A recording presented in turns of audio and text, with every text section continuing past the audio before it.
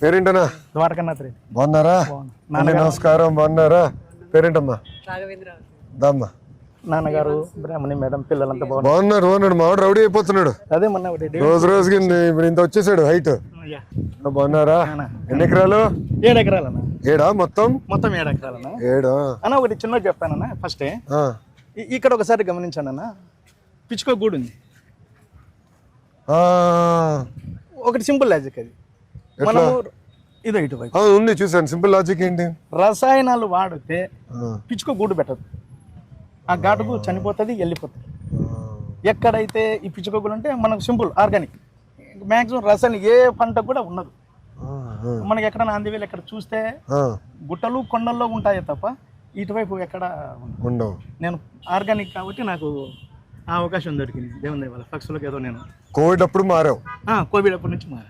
ఆలోచన ఎక్కడొచ్చింది ఆర్గానిక్ లోకి వెళ్దామని? నేను స్టేజ్ దగ్గర లక్ష్మీనారాయణ రెడ్డి గారు 70 ఏళ్ళ వయసు ఒక రైతు. ఆ రైతు నా ఇంటి అమ్మడి వస్తూ పోతుంది. ఆయన నాకు ఫ్రీగా ఫ్రూట్స్ అన్ని తెచ్చేసి ఇచ్చేవాడు. అడగకపోయినా ఫ్రీగా ఇస్తాడు.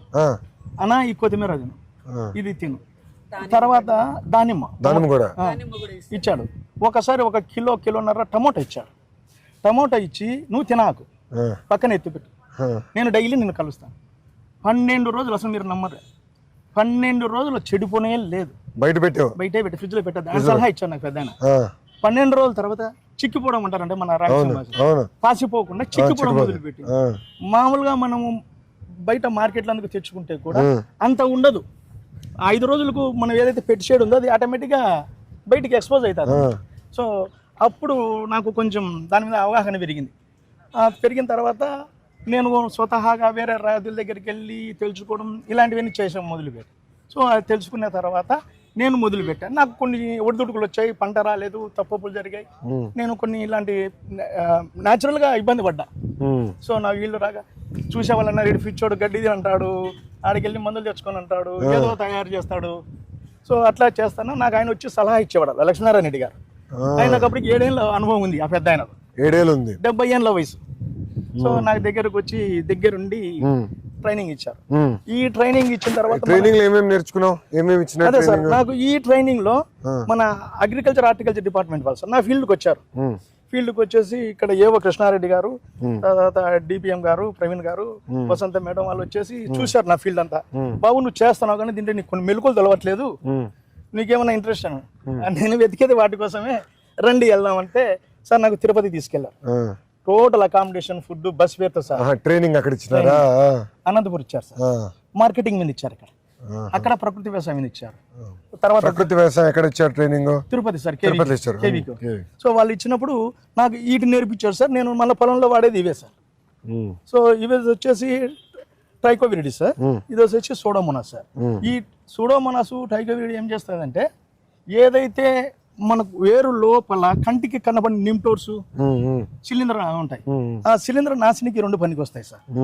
సో ఇది వచ్చేసి మన ఆవుతోటి, నాటు ఆవుతోటి మజ్జిగ తయారు చేసి, మజ్జిగలో 20 గ్రాములు ఇంగువ, 50 గ్రాములు పసుపు చేసి ఫర్మెంటేషన్ చేసి మనకు. ఎన్ని రోజులు పడుతుంది ఫర్మెంటేషన్ సార్? 1 వీక్ తర్వాత యూటిలైజ్ చేసుకో. వారంలో ఫర్మెంటేషన్. ఆ తర్వాత ఏమైతే మజ్జిగ, పసుపు, ఇంకా ఇంగువ. ఆ ఇంగువలు కూడా మనం తినే ఇంగువ, అగ్రికల్చర్ ఇంగువ వేరే ఉంటుంది సార్. సో అది చేసి ఫర్మెంటేషన్ చేస్తే మనకు వచ్చేసి ఆకు గ్రీనిస్ వస్తుంది కదా సార్. అట్లా గ్రీనిస్ రావడానికి పైన ఈ వీటికి ప్లాస్టిక్ తెగులు అంటారు, అదే మిరపకు అందుకు ఇట్లా కిందికి వెళ్ళిపోయి ఉంటాయి. సో వాటికి మంచిగా పనిచేస్తుంది అన్నట్లు.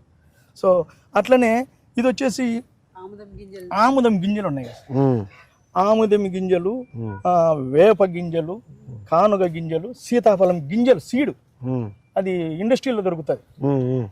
కేజీ 2 కేజీలు ఇవ్వాలి. వాళ్ళు వచ్చేసి మినిమం 50 కేజీలు బస్తా తీసుకోవాలి.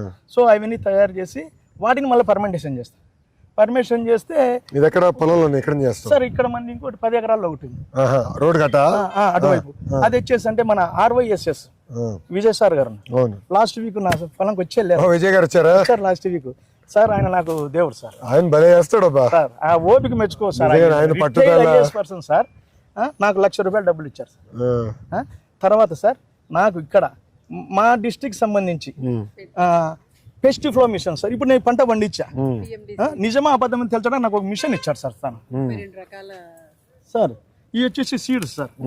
32 రకాల సీడ్ ఉంటుంది సార్ ఇందులో. ఈ 32 రకాల సీడ్ వచ్చేసి జీవ వైవిధ్య గింజలు. అంటే ఒకదానికి ఒకటి అనుసంధానం అంటే కింద వేరు. ఇప్పుడు మనం మొత్తము ఈ క్రాప్ వేసామనుకోండి, వీటికి అన్నిటికీ ఒకటే ఫుడ్ కావాలి. ఫుడ్ లేక రెండు ఫైట్ చేస్తాయి. అవును. ఇది మనం ఇచ్చామనుకోండి, ఫుడ్ బైవర్కేషన్ చేస్తుంది.